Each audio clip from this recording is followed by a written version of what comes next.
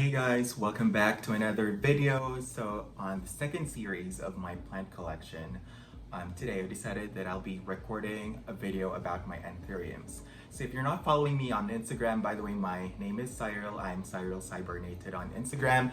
I run a plant-centric Instagram account about my plants, how I coexist or I manage how to have 3 cats as well. I do feature some home decor and styling every now and then, generally about the Planned Parenthood lifestyle. So today, I did a poll on my Instagram, but I think that before I discuss my philodendrons, which will probably take me like an entire day next time, I'll first talk about my anthuriums. So if you have been following me on Instagram, last weekend I partnered up with my friends over at Gardenur. We actually did an anthurium giveaway, and during the announcement of winners, we did a little bit of Q&A when it comes to anthuriums, and it was really interactive and it was really fun.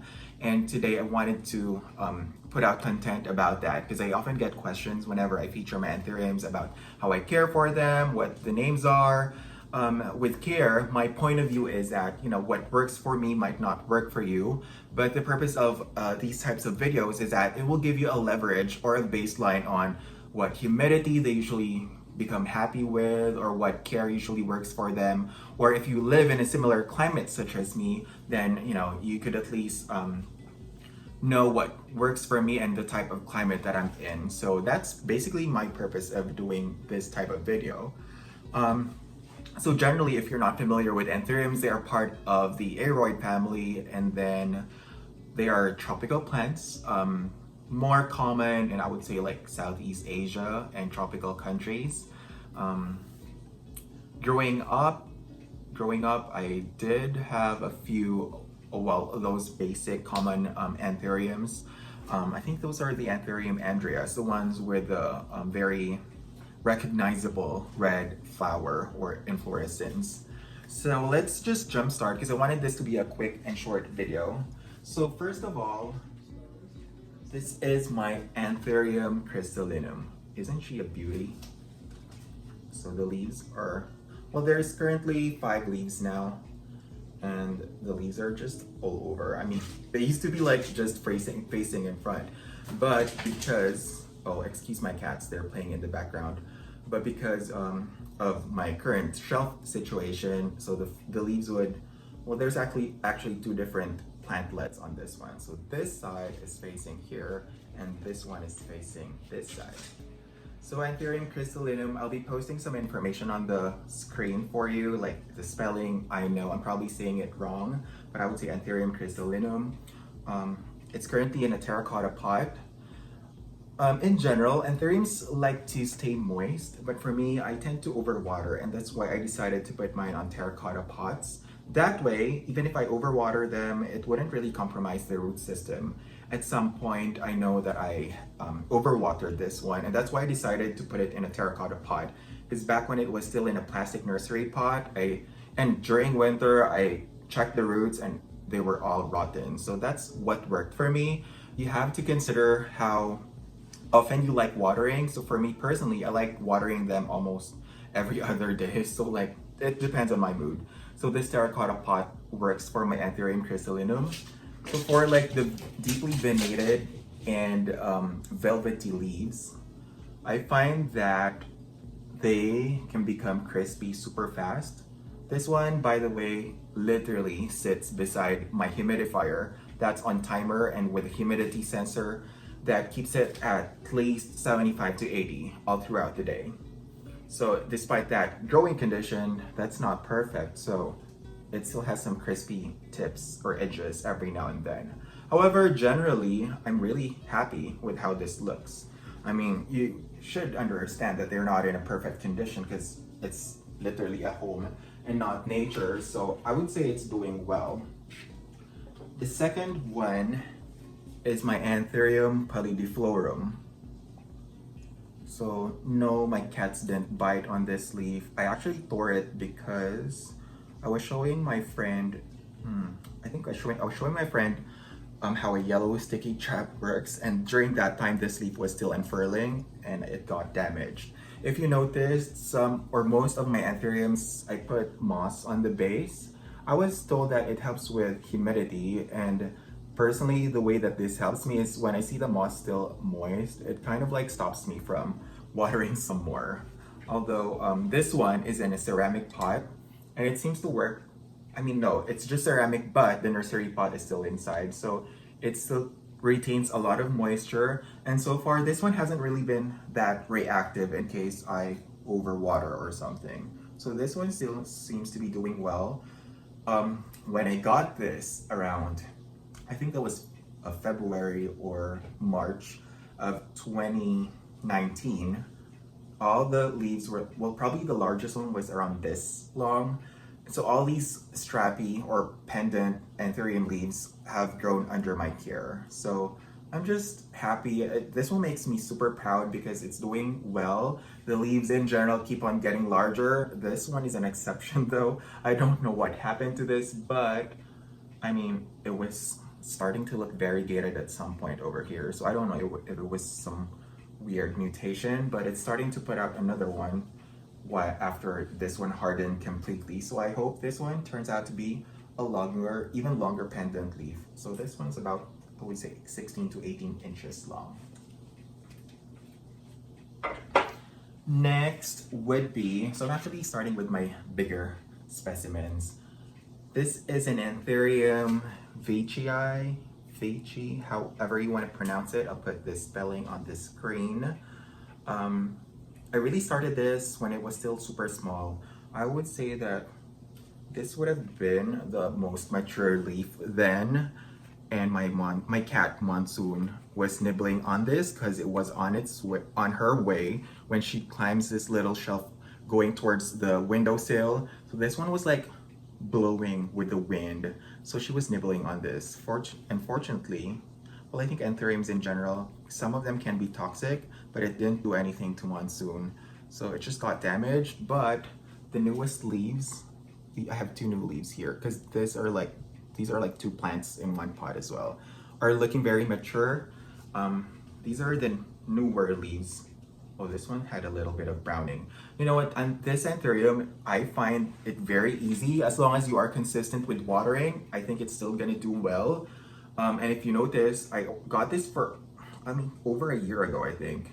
And it has matured significantly. And the mature specimens of these types of Anthuriums are going for like almost $100 now, probably at this size, or that's a minimum. So, you know, it doesn't hurt to start with a small starter plant, especially I noticed that these ones grow faster. So don't hesitate to get a smaller pot. And hopefully it'll be as beautiful as, you know, the Instagrammable Anthuriums. Well, I keep on posting this on my Instagram anyway. So yeah, I just like the ribbed leaves. And I think I call them abs, you know, Anthurium abs, since I can't have one. By the way, I keep my larger pots on a humidity tray. So this one's an inexpensive humidity tray. So this is just like made of a plastic saucer with some leca or hydroton balls. If you're not familiar, you could Google, so you'll see more accurate information. Next, we're gonna move on with my queen Anthuriums, my Anthurium Warocqueanums. So this one's been with me for, I would say, over a year. Yeah, I think it's a year and a half now. And this more beautiful leaf, it only arrived with one gorgeous leaf, by the way, because the three leaves that it was with were super broken. So it's been a year, and this one's still like this. It withstood winter. And this one's like a more beautiful leaf that is under my care, although the tips are starting to become brown and crispy. This one though is in sphagnum moss in a net pot that I just watered last night. So I do keep the excess water still, and I just, you know, make sure that the moss is still moist all the time. If you could see, like, it seems to love it because the roots are just poking out. Although I'm contemplating on changing this into, why are my cats playing while I'm trying to record a video? Anyways, I'm just trying to change my Warocque into a self-watering pot, but maybe I'm gonna try out Lechuza pond. So comment if you are familiar with Lechuza pond, or if you have an experience, you know, caring for Anthuriums in Lechuza ponds. So this one is fairly new. I just got it about 2 months ago, I think, or a month and a half ago. It's still in a plastic cup in 100% moss. So far the roots are okay. I'm trying to keep it as moist as I can. When it arrived, it was super dry. So just based on my personal experience, the velvety ones, such as the Warocqueanum, the Crystallinum, they tend to become more crispy often with the slightest variation in your humidity. So mine on that plant room where I keep my anthuriums, they enjoy around 60 to 80% humidity all throughout the day. But I still get crispy edges such as this. So I think keeping them in moss or in a more moist medium will help. And then we're down to the last two. So this one is what's left of my Anthurium Crystallinum. It's currently in soil. I just used leca to cover the soil. It wasn't looking cute with a chunky mix. So this one is what's left of my mother plant, which I have for like 2 years. Yeah, 2 years, over, I think almost 2 years now in August or October. When it arrived, it had like 5 gorgeous, beautiful leaves. Before this leaf, there was like a more weirder leaf that emerged. So far, I mean, it's still alive. I'm not mad. It looks terrible, yes. It's not Instagrammable, yes. But just to tell you that from this mother plant, I now have all these seedlings that I sowed and germinated, and I'm still growing from my original mother plant. So I have a few plantlets here. I think there was more, but at some point, I don't know, those did not germinate or the leaves fell off, and then, but the root balls are still here. So I'm just gonna give you, see there's a yellowing leaf there. So these are the babies of my Anthurium Clarinervium. So I'm not so mad that the mother plant isn't looking perfect anymore. And I'm just excited to see, I don't know how long it will take for this one to become a full plant, but this one's at least showing potential that it's gonna be bigger. I guess I should give it better light. It's under a grow light plus beside a humidifier, so I don't know what else I could do to give it the better or best condition that I could offer. And lastly, this one's fairly new. This one's about 3 months since I've had this. This is a juvenile form of an Anthurium PseudoSpectacle. Okay, the cats are doing laps again. Anyways, so this one is still in a nursery pot inside this decorative pot, which I made, by the way. So far, it has been doing well because when it arrived, of course, everything was perfect. It came from greenhouse conditions, so everything was perfect. But when it started acclimating to my home, it started to develop like browning and crispy edges. I think I could always improve on the watering, but this one is like a new leaf that grew under my care, and this one is also a new leaf that's emerging. And so far, they look undamaged. I better improve on the quality of water, I guess, because I just water all my anthuriums with tap water.